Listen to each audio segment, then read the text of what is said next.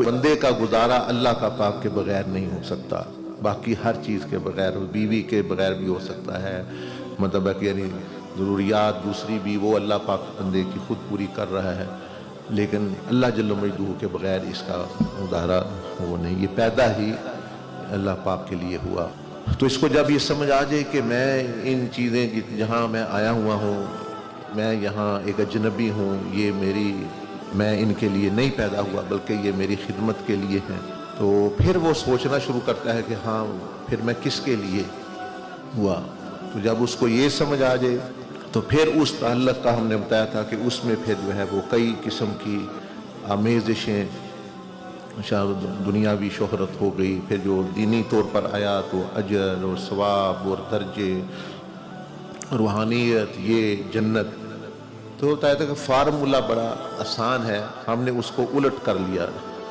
یعنی بتایا گیا کہ 1 + 1 کا رزلٹ ہوگا 2 ثابت ہوگا، یعنی بندہ عمل کرے اور جمع اخلاص اللہ کے لیے کرے تو اس کا نتیجہ جو ہے اجر ملے گا، اس کا نتیجہ جنت ملے گا۔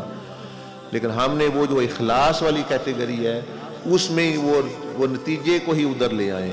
اس کے لیے شروع کریں، وہ پھر اللہ پاک سے تعلق بندے کا جو ہے وہ نہ رہا۔